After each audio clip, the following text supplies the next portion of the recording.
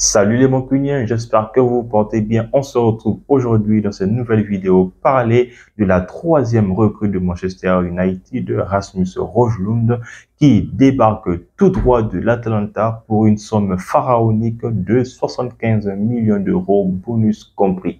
Et oui les Mancuniens, United a fait de United a respecté donc son quota des transferts d'été en s'attachant les services d'un joueur avec des montants records, surtout pour le club vendeur. Donc, n'hésite pas de lâcher un gros pouce bleu pour soutenir la chaîne. En attendant, on va essayer de faire une petite analyse pour ce joueur fraîchement venu d'Italie pour, voilà, s'acclimater la sensation, donc la saveur de la Première Ligue pour la saison 2023-2024 du côté de Manchester United. Donc, qui est Rasmus Højlund? C'est pour les Mancuniens, pour ceux-là qui suivent au quotidien les informations de Manchester United.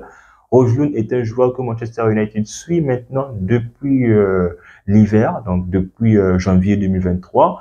C'est un joueur de 20 ans, un joueur de 1m91 qui est danois et qui a donc commencé sa carrière au pays avec son club formateur qui n'est d'autre que l'un des meilleurs clubs du Danemark, le Copenhague FC, où voilà, ce petit s'est illustré avec un doublé pour son premier match. D'ailleurs, c'est, on va dire en ça, que résume son profil, du moins pour ses premiers matchs partout où il est passé.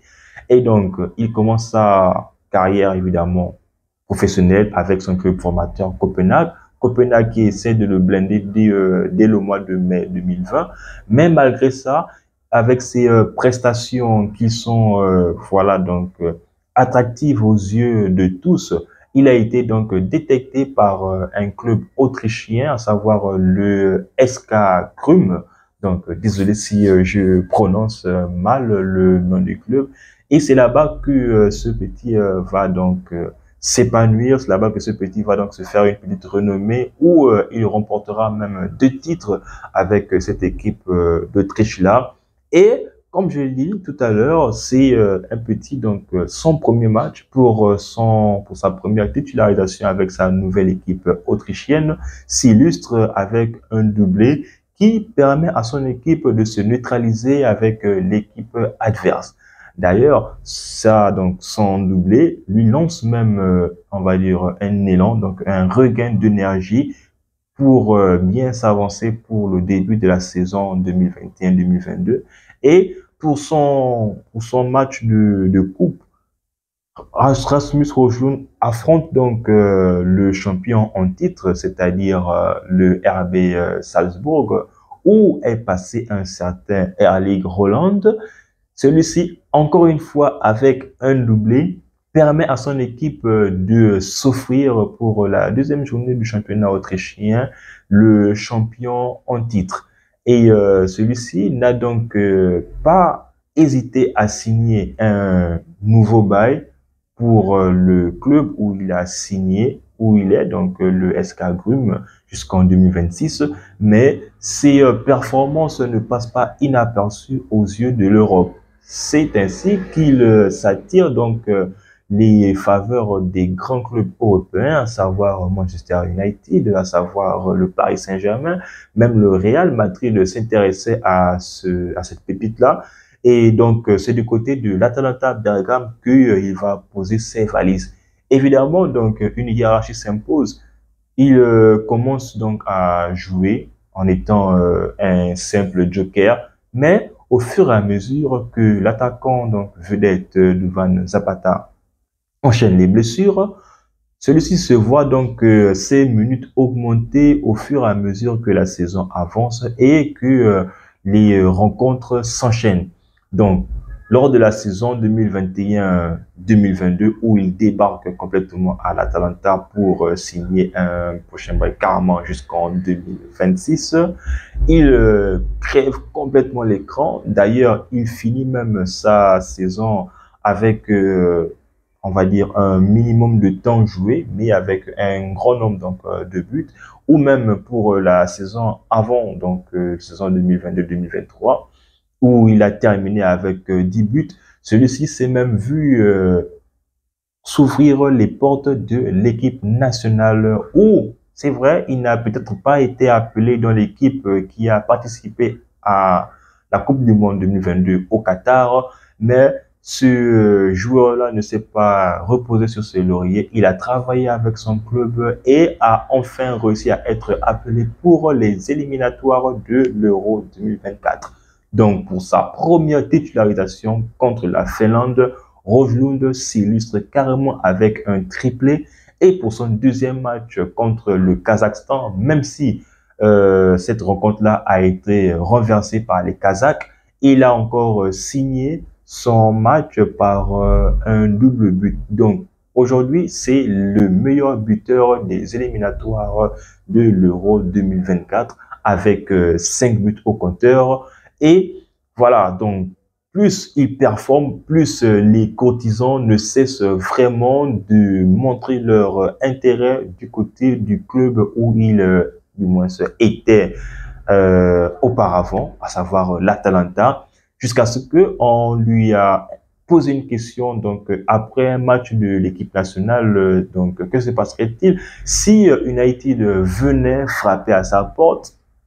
C'est pour une chance, peut-être pour les fans de Manchester, c'est un joueur qui lui aussi est fan de Manchester United. Et donc, il a si bien dit, si une occasion se présente, il n'hésiterait pas à sauter sur cette occasion-là et venir jouer pour Manchester United. Alors les gars, je vais faire une petite parenthèse donc pour parler donc de ce paradoxe-là où je me souviens il y a de cela on va dire l'été dernier où des joueurs tels que Timber ou Jules Koundé refusaient carrément de venir jouer pour Manchester United car pour ces joueurs-là, United n'était pas un club ambitieux jusqu'à ce que le coach, notre ancien manager Louis Van Gaal, avait même incité le joueur Timber à ne pas venir à Manchester United ou même, vu qu'il était encore sélectionneur de l'équipe de Pays-Bas, l'avait même, on va dire, peut-être, soi-disant, averti que s'il venait à jouer pour United, il ne serait plus appelé en équipe nationale. Et avait même aussi donné des soi-disant conseils à notre manager Erik ten Hag pour refuser la proposition de Manchester United pour cause que c'est un club purement et simplement commercial. Mais on sait tous que Ten Hag est un bourreau du travail. C'est un gars qui est vraiment perfectionniste, comme son nom l'indique. Et aujourd'hui, il a réussi à ramener Manchester United au pied du podium de la Première Ligue la saison dernière. C'est vrai, on a terminé derrière City et Arsenal, mais aujourd'hui, United est redevenu, ou du moins se redevient un club attractif, si bien que les joueurs eux-mêmes maintenant redisent à nouveau qu'ils aimeraient bien jouer pour Manchester United. Donc, les gars, c'est vraiment une bonne pioche pour Manchester United. Et maintenant, on va essayer donc de voir quelles sont donc ses qualités. On va aussi voir un peu ses axes d'amélioration. Et pour la fin, bien sûr, je donnerai mon avis qui voilà, reste purement et simplement subjectif. Mais voilà, donc, comme qualité première, c'est un joueur qui est vraiment agressif lorsqu'il a le ballon. C'est un joueur pas fin techniquement. Il a une technique, c'est vrai, on va dire, d'un attaquant. Il n'a peut-être pas le talent d'un certain Harry Kane ou bien d'un certain Karim Benzema, mais c'est un joueur qui est vraiment athlétique. C'est un joueur qui ne se repose pas donc en matière de volume de jeu. C'est un joueur qui adore jouer avec ses ailiers pour essayer de tromper son adversaire direct avec les appels et contre-appels pour une fois, voilà, être nourri par ces milieux de terrain. Et n'oubliez pas que United est l'une des équipes à avoir eu le plus grand nombre d'occasions créées. Malheureusement, pour faute d'un 9, United ne concrétisait pas ses actions, si ce n'était que des actions répétitives lors des rencontres où une seule personne a su quand même sortir du lot, à savoir Rashford, qui a fini la saison avec plus de 30 buts, mais le reste des coéquipiers de Rashford, que ce soit Anthony, que ce soit Sancho ou même Martial, ces derniers ont fini avec moins de 10 buts, toutes compétitions confondues. Donc, c'est un pur neuf. Donc là, il n'y aura plus un Rashford qui va délaisser son poste de ailier gauche pour venir jouer dans l'axe. Non, on aura carrément un neuf combatif. Certains le voient, donc voient son côté un peu combatif comme Wayne Rooney, mais il est encore un peu plus agressif que Rooney, comme je l'ai dit, donc il ne se dépense pas, il donne tout ce qu'il a. Lorsqu'il s'agit de mettre un but, j'ai regardé ses vidéos, il n'hésite carrément pas à se jeter et puis mettre un membre de son corps pour que le ballon se retrouve au fond des filets, pour que son équipe puisse avoir l'avantage lors de la rencontre avec son adversaire direct.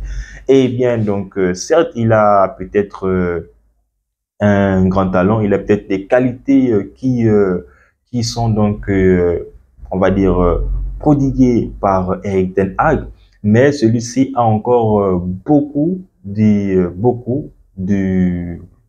choses à apprendre, car oui, on sait tous que malgré son mètre 91, c'est un joueur qui n'est pas très bon de la tête. C'est un joueur qui, même si il a un magnifique jeu en pivot pour relier avec ses ailiers, n'a pas cette capacité-là, comme je l'ai dit, à s'ouvrir donc les espaces ou même à essayer de jouer lent avec ses coéquipiers.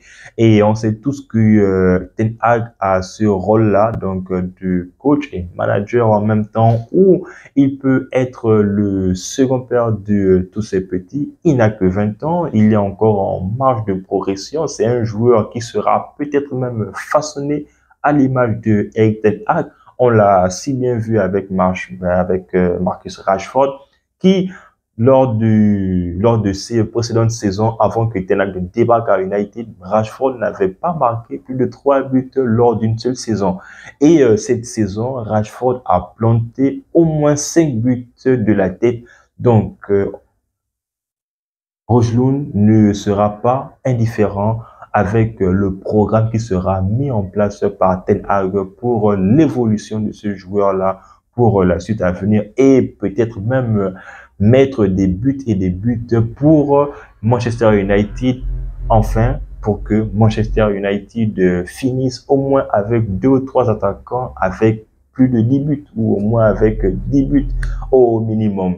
Et donc, mon avis sur le joueur, donc je pense que vous l'avez très bien compris. En tant que fan de Manchester, je suis plus que content, plus que ravi de cette arrivée-là des nouvelles attaquants. Au moins là, Martial ne sera plus seul. Certes, il a été recruté pour jouer ailier gauche, mais au fur et à mesure que les années sont passées, celui-ci a été donc repositionné en neuf. Mais depuis 2015 que Martial est arrivé à Manchester United, ce dernier n'a même pas atteint la barre des 100 buts avec Manchester United. Donc, c'est vraiment compliqué pour lui. On sait tous que c'est un joueur qui est vraiment pétri de talent, mais ces histoires extra-sportives ont fait de lui le joueur qui stagne, voilà, au grand désarroi des supporters de Manchester United. Mais on le sait tous, à chaque fois que Martial est en concurrence avec un joueur, ce dernier se prend au sérieux et on va dire intensifie son concurrent direct. Et ce serait vraiment de bon augure, parce que là, les postes commencent à se doubler, que ce soit donc en attaque jusqu'en défense. Donc, si vraiment de la paire, on sait tous que Ten Hag est un vrai perfectionniste. On sait tous que Ten Hag est un manager qui aime presser haut, qui aime vraiment étouffer ses adversaires lorsqu'ils ont le ballon pour se créer des espaces et en même temps pour que ces joueurs qui sont bons, balle au pied, puissent donc casser des lignes avec des longs ballons, que ce soit en transversal ou bien ou même à ras de terre, pour se créer encore une fois des bonnes occasions et là, ne plus rater ces buts-là et les mettre cette fois-ci au fond des filets. Au moins, donc à 50%, les buts des équipes adverses pourront trembler. Donc, n'hésite pas à lâcher un maximum donc de pouces bleus, ton meilleur pouce bleu d'ailleurs. Si j'ai oublié donc de sortir une qualité sur ce joueur, n'hésite pas aussi de le dire en commentaire. Je me ferai une joie de te répondre. En attendant, on s'abonne, on reste en santé. Tous mon bien les gars.